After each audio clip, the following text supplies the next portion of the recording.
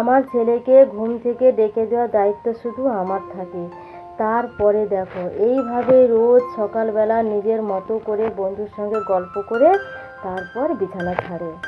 সকালবেলা চলে এসেছি ছাদে, ঘুম থেকে উঠে আমার গাছগুলোকে আগে দর্শন করে নিলাম। নমস্কার, শুভ সকাল। কেমন আছো সবাই? আশা করছি সবাই ভালো আছো এবং সুস্থ আছো।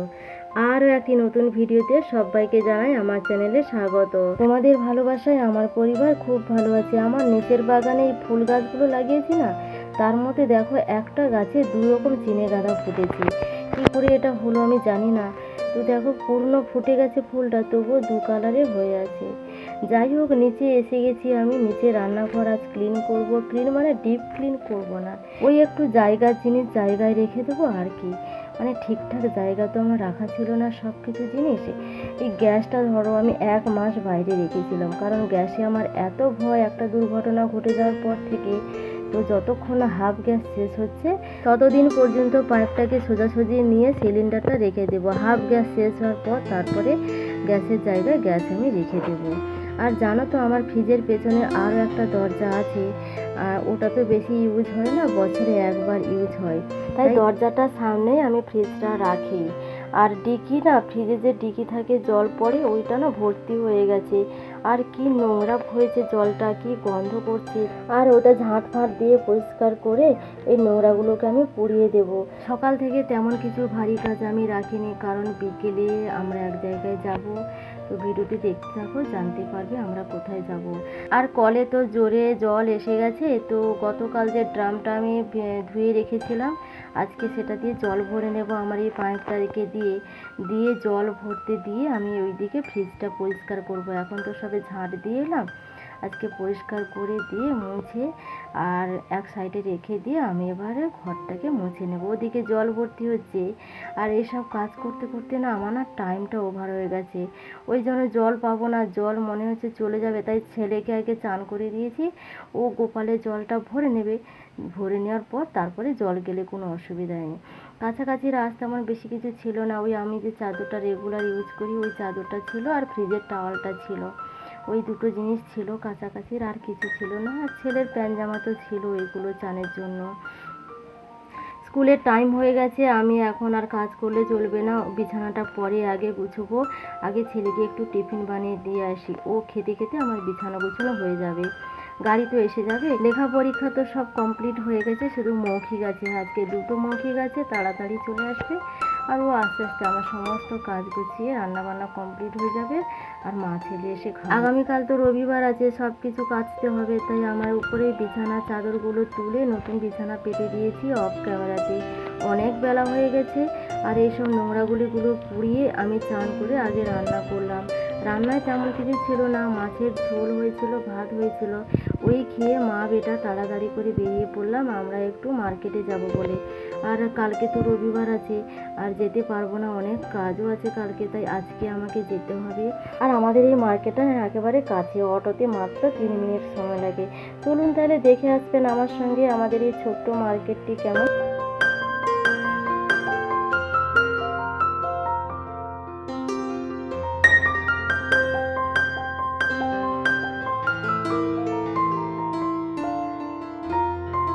অনেক অনেক চারা গাছ আছে এখানে, তুমি যত খুশি নিতে পারো, বিভিন্ন ভ্যারাইটিস আছে এখানে।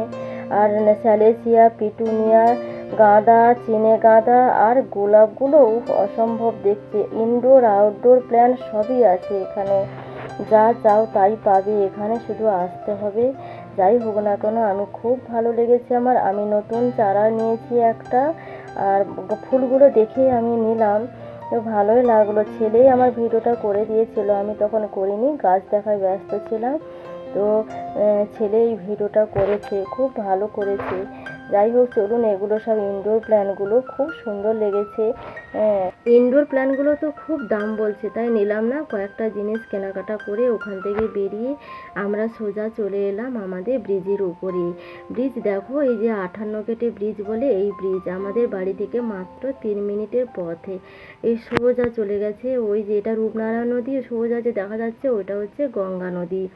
এই রূপনারা নদীটা গঙ্গা নদীতে গিয়ে মিশেছে। তারপর চলে এলাম আমরা একটা মেলাতে। মেলা হচ্ছে কিন্তু আমরা জানি না। আর যে টোটোর দাদা টোটোতে গিয়েছিলাম উনি বলল যে মেলা হচ্ছে এখানে। তো এসে দেখি মেলা সবে তৈরি হচ্ছে, রেডি হচ্ছে, আগামীকাল থেকে মেলা বসবে। এখন এখন সবে রেডি হচ্ছে, প্যান্ডেলটাও খুব সুন্দর হয়ে গেছে। যাই হোক, আমরা প্রথমেই দেখে নিলাম মেলাটা, আর কয়েকটা জিনিসও কেনাকাটা করলাম এই মেলাতে। বাড়ি গিয়ে দেখাবো আপনাদেরকে কী কী কিনলাম।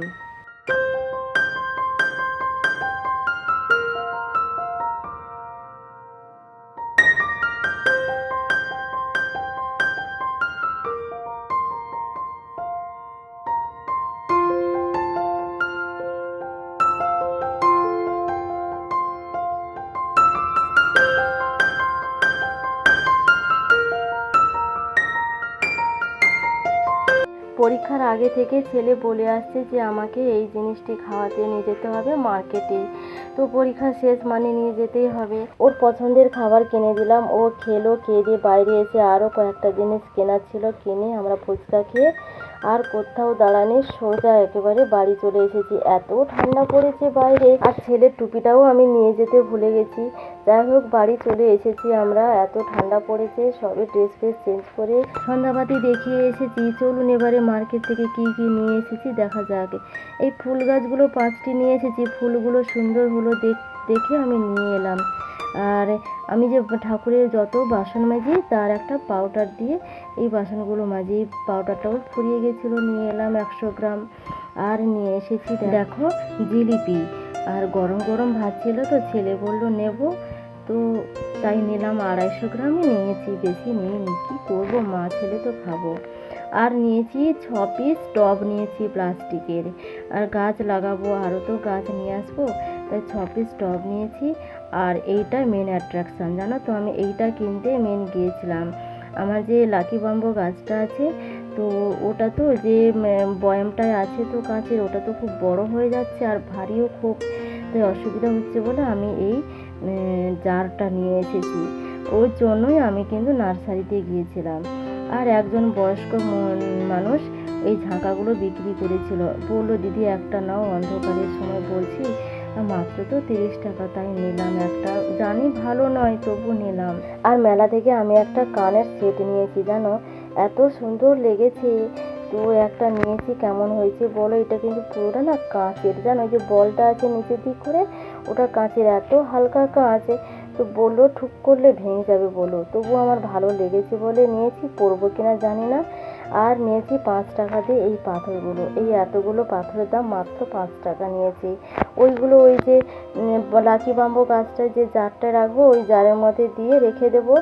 চলুন যাই, আমি লাকি বাম্বর গাছটা সারি নেই, যেহেতু আজকে রান্নাবান্না নেই, রান্নাবান্না তো বেলা থেকে করে দিয়ে গেছি, শুধু 2টো ডিম ভাজবো, ওই ঝোলেতে দিয়ে দেবো।